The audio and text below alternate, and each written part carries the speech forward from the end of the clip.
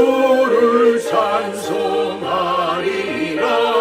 세상 헛된 모든 영광 어찌 만개 같으나 주의 은혜 받을 복은 영원 무궁하도다. 아멘.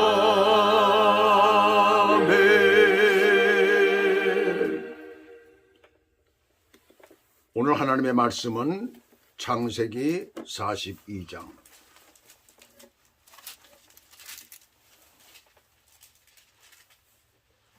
26절에서부터 38절까지 내용입니다. 제가 읽어드리겠습니다. 그들이 곡식을 나귀에 싣고 그곳을 떠났더니 한 사람이 여관에서 나귀에게 먹이를 주려고 자루를 풀고 본즉 그 돈이 자루 아귀에 있는지라. 그가 그 형제에게 말하되 내 돈을 도로 놓았도다. 보라, 자루 속에 있도다. 이에 그들은 혼이 나갔으며 서로 돌아보며 말하되 하나님이 어찌하여 이런 일을 우리에게 행하셨는가 하고 그들이 가나안 땅에 돌아와 그들의 아버지 야곱에게 이르러 그들이 당한 일을 자세히 알려 아로되 그 땅의 주인인 그 사람이 엄하게 우리에게 말씀하고 우리를 그 땅에 대한 정탐꾼으로 여기기로 우리가 그에게 이르되 우리는 확실한 자들이요 정탐꾼이 아니니이다. 우리는 한 아버지의 아들 12 형제로서 하나는 없어지고 막내는 오늘 우리 아버지와 함께 가나안 땅에 있나이다 하였더니 그 땅의 주인인 그 사람이 우리에게 이르되 내가 이같이 하여 너희가 확실한 자들임을 알리니 너희 형제 중에 하나를 내게 두고 양식을 가지고 가서 너희 집안의 굶주림을 구하고 너희 막내 아우를 내게로 데려오라. 그러면 너희가 정탐꾼이 아니요 확실한 자들임을 내가 알고 너희 형제를 너희에게 돌리리니 너희가 이 나라에서 무역하리라 하더이다 하고 각기 자루를 쏟고 본즉 각 사람의 돈 뭉치가 그 자루 속에 있는지라. 그들과 그들의 아버지가 돈 뭉치를 보고 다 두려워하더니 그들의 아버지 야곱이 그들에게 이르되 너희가 나에게 내 자식들을 잃게 하도다. 요셉도 없어졌고 시몬도 없어졌거늘 베냐민을 또 빼앗아 가고자 하니 이는 다 나를 해롭게 함이로다. 루벤이 그의 아버지에게 말하여 이르되 내가 그를 아버지께로 데리고 오지 아니하거든 내가 그를 아버지께로 데리고 돌아오리이다. 야곱이 이르되 내 두 아들을 죽이소서. 그를 내 손에 맡기소서. 내가 그를 아버지께로 데리고 돌아오리이다. 야곱이 이르되 내 아들은 너희와 함께 내려가지 못하리니 그의 형은 죽고 그만 남았음이라. 만일 너희가 가는 길에서 재난이 그에게 미치면 너희가 내 흰머리를 슬퍼하며 수월로 내려가게 함이 되리라. 아멘. 좀 읽다 보니까 제가 좀 실수를 했습니다. 오늘 하나님의 말씀 제목은 되돌아온 돈자루가 의미하는 것. 돈자루라고 그러면 누구든지 얼굴이 펴져요.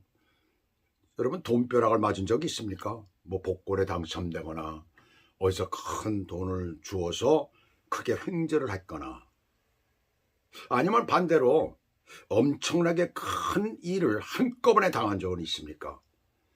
좀 그럴 때 우리가 좀 많이 당황하게 되고 많이 혼란이 오죠. 그런 것들이 참 많이 있습니다. 지난 주일날 제가 설교를 하면서 중간에 아주 기침을 심하게 했었죠.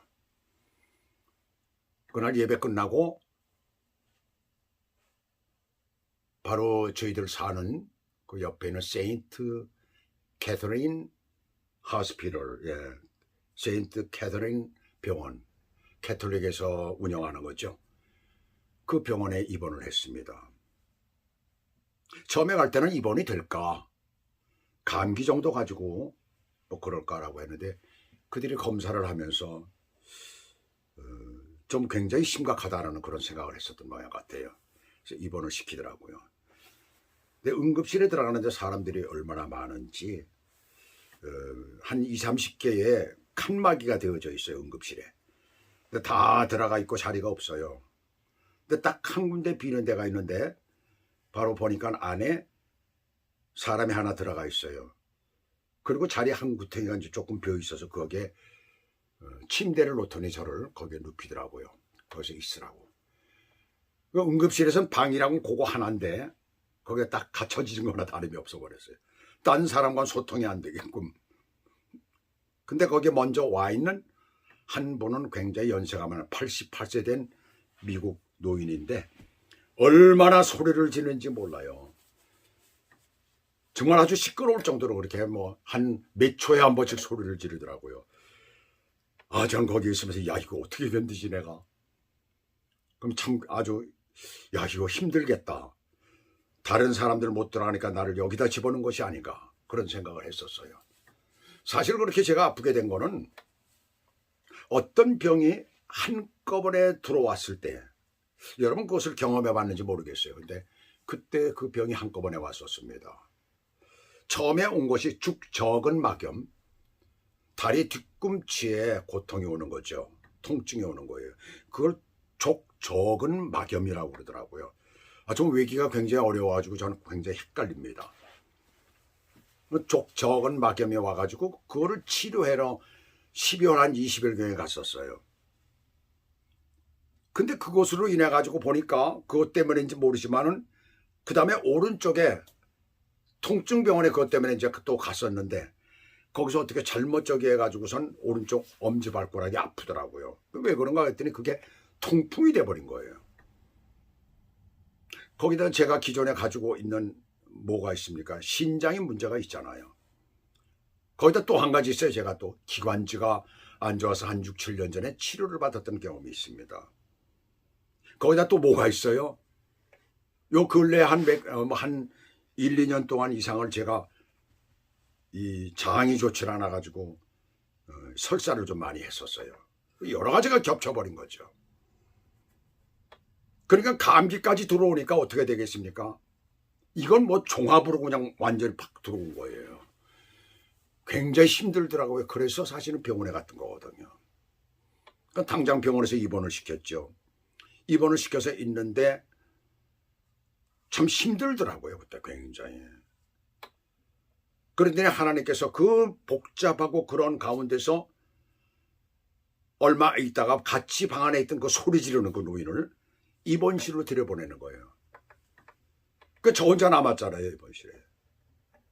그러면서 그때 제가 화장실에 가느라고 나가보니까 이건 뭐 응급실이 완전히 전쟁터 같아요. 전쟁터. 얼마나 사람이 많은지 복도마다 간이 침대를 쫙 깔아놓고 거기에 사람들이 쫙 있는데 전부 다 줄 서서 기다리는 거예요. 자기가 들어갈 때를 좀 기다리고 있는 거예요.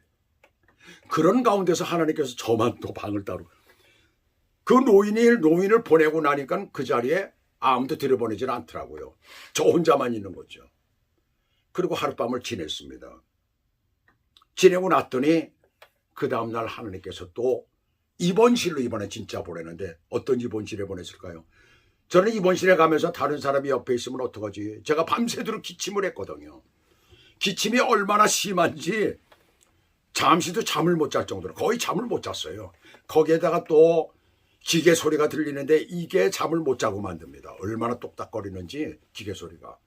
이게 별 소리가 다 들려요. 난 소리를 그때 들으면서 사람 심리 상태에 의해서 소리도 달라지는구나. 어떤 때는 뻐꾸기 소리가 나는 것 같고 어떤 때는 부엉이 소리가 나는 것 같고 어떤 때는 고양이 소리가 나는 것 같고 어떤 때는 사람 이름을 부르는 것 같고 그때마다 그 소리가 들려오는 게 다른 거예요. 아, 심리 상태에 의해서 이 기계 소리도 이렇게 규칙적으로 나는 그 소리가 이렇게 달라질 수가 있구나. 그러다 보니까 잠을 못 잔 거예요. 잠을 제대로. 1시간 정도 잤나요? 너무나 고통스러운 거예요. 아니, 병을 고치러 갔는데 그 기계 소리 시끄럽고 그 적막한 가운데서 말이죠. 아무도 들여보내질 않는 거죠. 저 있는 데를. 그 고통 가운데 있는 거예요. 그때 이제 그 다음날 하룻밤 자고 나서 간호사가 들어오더라고요. 그 간호사가 들어오길래 물어봤어요. 왜 여기는 아무도 안 들여보내느냐 그랬더니 너를 보호하기 위해서 아무도 안 들여보낸다는 거예요. 네가 면역력이 하나도 없기 때문에 다른 사람이 들어오게 되면 네가 그 병을 받아들이게 된다. 그래서 너를 보호하기 위해서 그런다는 거예요. 그래서 2층으로 보는데 2층이 뭐라고 그랬어요? 2사람이 있어야 되는 병실에 없어요. 1인실로 들여보내더라. 특등실로 들여보내더라고요. 거기는 부자들만 가는데 아니면 아주 중환자만 들어가는 데로 들여보내더라고요. 얼마나 조용한지 몰라요. 그때 갑자기 가슴에로부터 뭐 뜨거운 것이 올라오기 시작을 하는 거예요. 저는 그게 뭔지 몰라서 너무나 아파가지고 야, 이제 내가 드디어 죽는구나. 이 몇 가지가 겹치다 보니까 오늘은 내가 여기서 하나님 앞에 가는 날이구나. 그러면서 두려운 생각도 들고 아쉬운 생각도 들고 여러 가지 만 가지 생각이 다 들어가더라고요. 이제 드디어는 내가 오늘 여기서 끝나는구나. 하나님 앞에 가는 날이구나. 그러면서 이 뜨거운 것이 머리로 해가지고 얼굴로 해가지고 머리까지 쭉 올라가더라고요. 그러면서 제게 하나의 감동이 오는 거예요. 내가 너를 보호한다. 라는 이런 감동이 오는 거예요. 너는 아무 염려 말라. 너는 나의 종이다. 네가 어떤 어려움에 있더라도 내가 너를 보호해 주리라. 그런 감동이 오는 거예요. 그때 저는 깨달았습니다. 그때 하나님 앞에 내가 이거 내가 여기 하나님 앞에 가는구나. 하나님 왜 이렇게 고통스럽게 해서 저를 데려가십니까? 아무 고통 없이 데려가면 난 좋을 것인데 왜 이렇게 고통 가운데 저를 데려가십니까? 하나님 앞에 그때 막 기도했었거든요. 그때 그런 목소리가, 그런 하나님의 어떤 감동이 저에게 오는 거였어요. 내가 너를 고통스럽게 하는 게 아니라 너를 보호하는 거다. 아무도 네 근처 오지 못하게 하고 너를 조용한 가운데서 네가 나를 알게 하기 위한 것이다 라는 것이 쫙 오더라고요. 그때 제가 깨달았습니다. 하나님, 제가 여지껏 살아오면서 제가 하나님 앞에 최선을 다했습니다. 언제나 한 번도 나는 주님 앞에 욕심내본 적 없고 어떤 것을 착취한 것도 없고 주의 종의 길을 그저 묵묵히 걸었습니다. 가장 어렵고 가장 낮은 곳에 언제나 행했지 제가 언제 화려한 것을 바란 적이 있습니까? 또 주님께서 그렇게 말씀을 하시더라고요. 내가 너를 보호한다. 네가 사는 날 동안 내가 너를 튼튼하게 하리라 라는 그런 감동이 오더라고요. 저는 그때 깨달았습니다. 때로는 이 한꺼번에 몰려오는 이 고통이, 한꺼번에 몰려오는 이 두려움이 하나님의 주시는 평화가 될 수가 있구나 라는 것을 깨달았습니다. 오늘 우리가 본문 말씀에서 인생에서 진짜 우리가 최고로 얻어야 될 것은 무엇인가? 어느 돈벼락을 맞는 거 아니에요. 평안이 없습니다, 거기에. 자, 우리는 고통을, 어려움을, 힘든 것을 두려워하고 어려워하지만 그러나 그 가운데 하나님의 평안이 있다라는 것을 우리가 깨달아야 됩니다. 오늘 요셉의 형제들은 이 돈보따리를 보고선 그들은 처음에 굉장히 두려워했잖아요. 두려워하는 장면이 나오잖아요. 그러나 그 안에는 그들에게 주시는 하나님의 메시지가 있습니다. 요셉이라는 지혜로운 사람을 통해서 하나님께서 그들에게 주시는 메시지가 있어요. 그것이 무엇인가 보도록 하겠습니다. 오늘 본문 26절부터 보시면 요셉의 지시에 따라서 시몬을 인질로 맡겨두고 형제들은 모두 자신의 짐들을 가져온 나귀에 싣고 다시 고향으로 갔지요. 둘째 형 시몬을 잡혀두고 집으로 향하는 그들의 발길은 굉장히 무거웠을 거예요. 일단 얼마 동안 견딜 수 있는 곡식은 그들이 샀지만 마음은 가볍지가 않았지요. 여러 날을 가야 하니까 중간에 또 여관이라는 데서를 들렸어요. 잠자는 곳이 있었다는 얘기예요. 근데 그 당시 여관은 숙식을 제공하는, 완전히 식사까지 제공하는 것지는 않았어요. 그냥 잠자리만 제공을 하는 것이었습니다. 그렇다면 먹는 것을 그들이 스스로 해결해야 되잖아요. 먹는 것을 가지고 왔을 것 아닙니까? 그래서 그것 때문에 이제 형제들은 나가가지고 먹을 거 준비하느라고들 나갔을 거예요, 아마. 근데 그 중에 하나가 자기 보따리를 풀다가, 자기 신 보따리를 풀다가 거기에서 돈 보따리를 발견한 거예요. 그것을 보고 형제들에게 말하니까 전부 다 혼이 나갈 정도로 그들이 두려워하는 그 장면이 여기 나옵니다. 그러면서 뭐라고 그래요? 하나님이 어찌하여 이런 일을 행하셨는가? 라고 두려워했어요. 그렇게 그들이 가나안 땅에 들어와 아버지에게 그렇게 이르죠. 그 얘기를 그대로 합니다. 그래서 29절부터 34절까지 해서 그동안에 당했던 일들을 하나도 빠짐없이 아버지에게 다 얘기를 해요. 그리고 나서 그들이 각기 자루를 쏟았을 때에 아들들과 아버지 모두가 다 돈뭉치들이 각 자루마다 있는 것을 보고, 각 형제들의 자루마다 있는 것을 보고 그들이 깜짝 놀라면서 모두가 두려워하죠. 아버지 야곱이 드디어 판단을 하고 결정을 내립니다. 요셉도 없어졌고 시므온도 없어졌고 베냐민을 또 빼앗아 가고자 하니 이는 다 나를 해롭게 함이로다. 그때 마청이 루벤 나서 아버지에게 간청을 하죠. 무엇을? 가져온 양식이 이제 얼마 있으면 다 떨어질 터인데, 다시 가지러 가야 될 터인데 반드시 베냐민을 데리고 가야 됩니다. 아버지, 베냐민을 데리고 가겠습니다. 데리고 갔다 내가 책임지고 데리고 오겠습니다. 만약에 데리고 오지 못하면 내 두 아들을 죽이소서. 두 아들을 마음대로 처치하십시오. 바로 그 얘기 아니에요. 내가 책임지고 데리고 오겠습니다. 그러면서 내 손에 맡기소서. 그러나 야곱은 딱 잘라서 거절을 합니다. 그의 형도 없어지고 그만 남았는데 어찌 보내겠느냐. 야곱이 사랑했던 라헬의 두 아들을 잃게 되는 것이 너무나 두렵고 걱정이 되었던 거예요. 그래서 38절 마지막 부분에서 이렇게 말합니다. 너희가 가는 길에서 그에게 재난이 미치면 너희가 내 흰머리를 슬퍼하여 수월로 내려가게 함이로다. 죽음의 자리까지 내가 그 슬픔을 가지고 가게 될 것이다. 너희들 이것을 보겠느냐. 바로 여기까지가 본문의 내용입니다.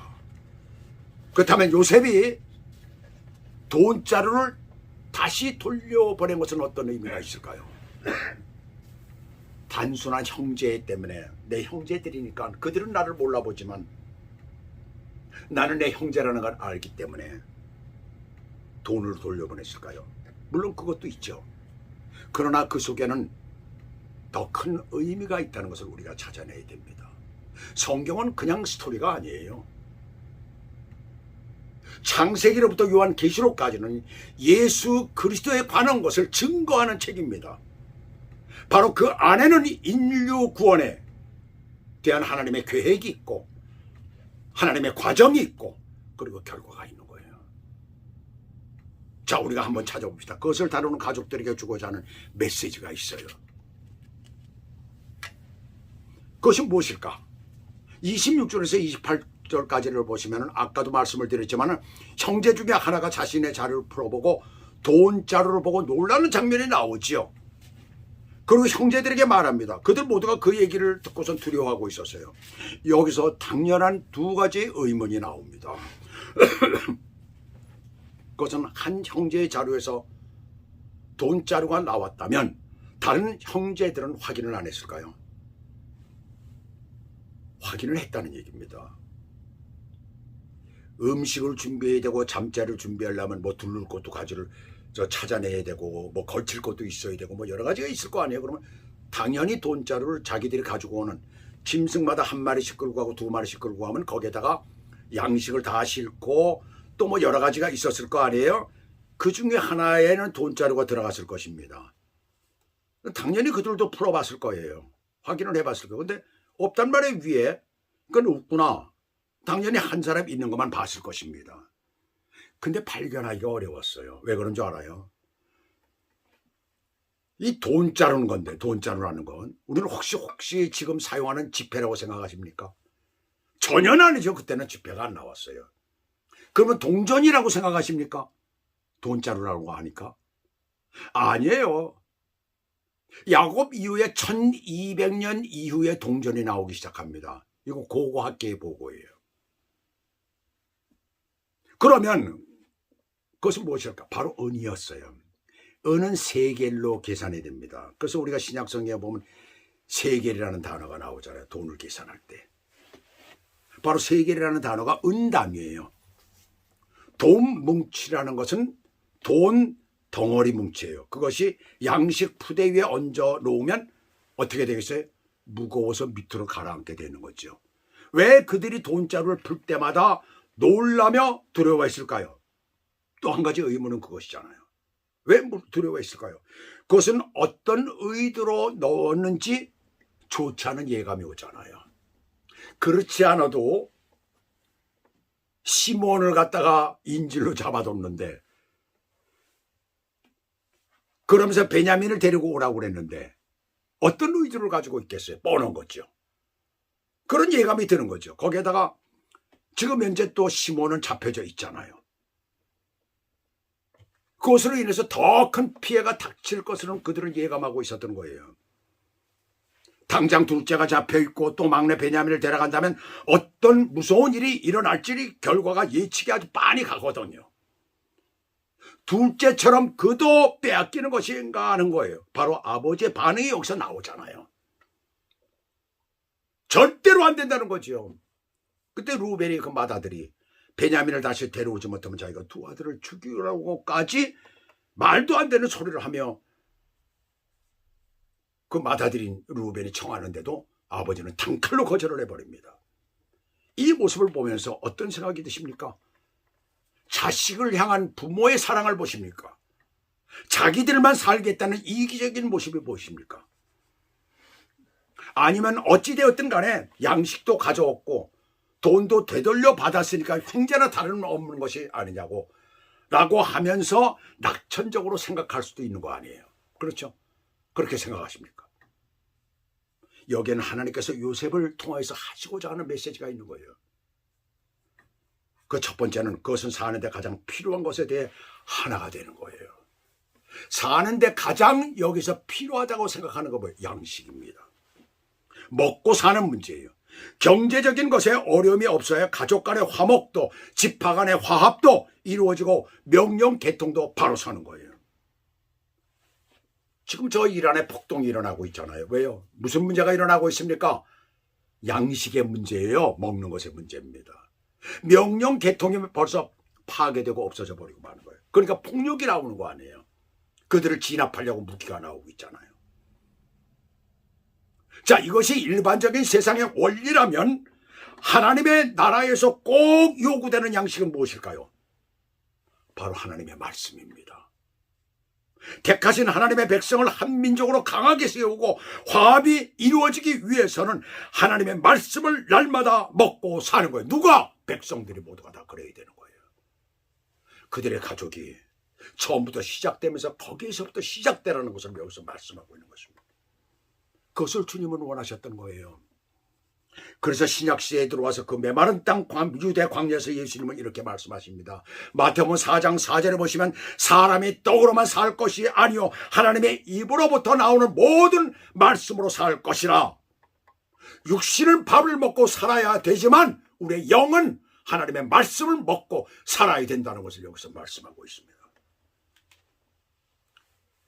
요한 3서 2절은 사랑하는 자여 내 영혼이 잘된 같이 내가 범사에 잘되고 강건하기를 내가 기도하노라.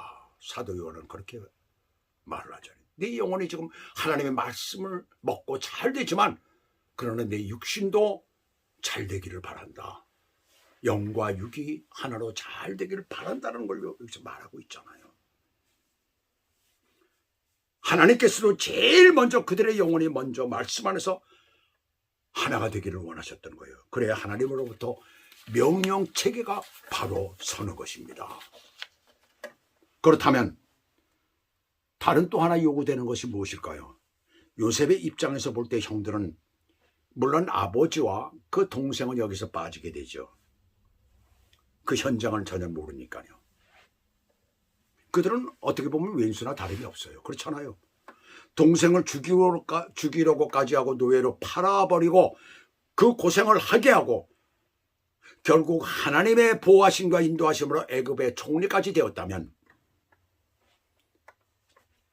그건 형들과는 아무 관계가 없잖아요.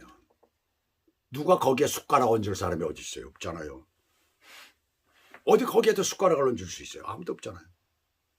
그럼에도 그는 그들에게 양식을 주어 보낼 뿐만 아니라 거기에다 가져온 돈자루를 다 넣어서 보낸 거예요.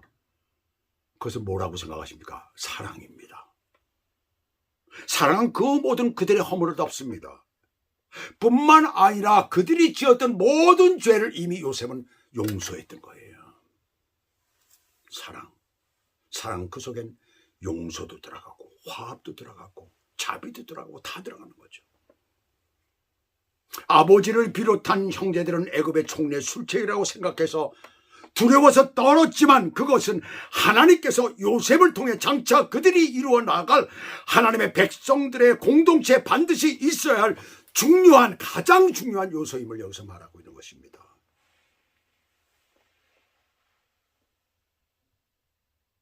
한 공동체의 사랑이 없으면 아무것도 안 되는 거죠. 그래서 사도 바울은 교회 안에서 성도의 어떤 능력보다 더 중요한 덕목을 말씀하면서 고린도전서 13장 13절을 보시면 그런즉 믿음, 소망, 사랑 이 세 가지는 항상 있을 것인데 그 중에 제일은 사랑이라 라고 말씀하신 거예요. 하나님의 사랑이 없으면 이 세상을 천국으로 만든다고 하고 어떤 사상이나 이념이나 어떤 주의를 내세운다고 해도 그것이 제대로 이루어지지를 않습니다. 결국은 자기들의 탐욕만이 드러나게 되어 있는 거예요. 나라를 잘 살게 하기는커녕 자기 아내를 자기 딸을 거리의 창녀로 만들어버려요. 그 결과가 나오고 있잖아요, 실제적으로. 그래서 한 나라의 지도자가, 통치권자가 결국은 다른 나라에 의해서 끌려가서 감옥에 들어가는 것을 우리가 현실로 지금 보고 있잖아요. 아침에는 시리얼 먹고 점심에는 샌드위치 먹고 저녁에는 라자냐. 감옥에서 그것뿐이 안 나옵니다. 절대로 다른 죄수들보다 더 좋게 해주진 않는데 똑같이 대우하고 있다는 거예요. 나는 새도 떨어뜨린다는 권력을 가졌던 그 사람이 하루아침에 그런 모습이 되고 보는 것을 봅니다. 자기 나라를 제대로 다스리지 못했기 때문에, 어떤 사상이나 이념을 가지고 통치를 하려고 그랬기 때문에, 그 속에 말할 수 없는 욕심이 있는데, 인간 개인의 욕심이 있고 이기주의가 있는데 그것도 눈치채지 못하고 그것을 또 따르는 자들이 있어요.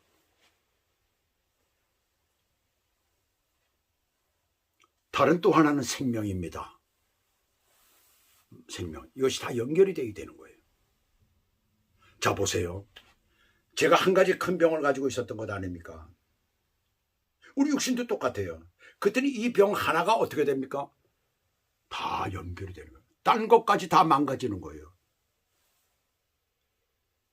우리의 육신도 그렇지만은 우리의 공동체도 그렇다라는 것을 말하고, 거기서 가장 중요한 것이 뭡니까? 생명이라는 얘기죠. 36절과 38절을 보시면 이미 잃어버린 요셉에 대한 한과 그 다음에 그 동생 베냐민을 애굽으로 데려가야 하는 현실에서의 한 아버지의 애끓는 부성애를 우리가 봅니다. 아버지의 사랑을 우리가 봅니다. 자기가 가장 사랑했던 아내의 그 남은 아들, 그 아들마저 생명의 위해를 받을까 그 생명을 지키고자 하는 간절함이 여기에 있어요. 그런데 중요한 것은 이 생명은 육신의 생명뿐이 아니라 하나님께로부터 택함을 받은 한 민족으로서의 근간이 될 생명인 거예요. 야곱이 한탄하여 부르짖듯이 너희가 가는 길에서 재난이 그에게 미치면 너희가 내 흰머리를 슬퍼하여 하며 수월로 내려가게 함이 되리라. 죽음과 죽음 너머의 세계까지도 연결됨을 여기서 암시하고 있습니다. 한번 택함받은 이 생명은 영혼까지 계속된다는 것을 여기서 말씀하고 있어요. 믿음의 계보가 그렇게 계속되어질 것을 시사하고 있어요. 그들이 앞으로 세워나갈 애굽에서의 삶에서 이루어져야 할 생명의 연결이 이루어져야 그 모든 것이 되는 것입니다. 그것은 바로 하나님의 생명, 예수 그리스도의 생명이 택함받은 자 모두에게 갔을 때 그들이 이루는 나라, 민족은 영원한 것입니다. 하나님께서 선택하신 민족이 하나님과 함께하는 영원한 나라가 되기를 원하시는 거예요. 우리가 하나님의 말씀 안에서 기초를 세우고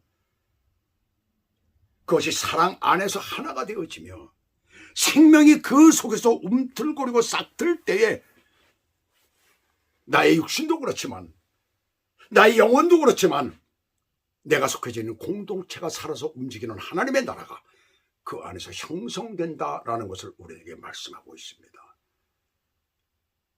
이 돈자루는 간단한 얘기가 아닙니다. 바로 그것을 우리들에게 시사하고 있는 것입니다. 이 말씀 안에서 은혜 받으시며 하나님 앞에 가는 그날까지 충성된 종으로 사시는 여러분들 되시길 예수 그리스도의 이름으로 축복합니다. 기도하시겠습니다. 하나님 아버지, 오늘도 주의 은혜 안에서 아름답고 복된 하나님의 그 놀라운 은혜와 사랑을 우리가 다시 한번 깨닫습니다. 정말 우리 안에 연결되어진 이 믿음의 귀한 역사 우리가 잘 깨닫고 주님 앞에 가는 그날까지 내 안에 들어오신 이 놀라운 생명 잘 지키며 믿음 안에서 말씀 안에서 순종하며 사는 저희들이 되도록 인도하시고 축복해 주시옵소서. 예수 그리스도 이름으로 감사하며 기도 올리옵나이다. 아멘.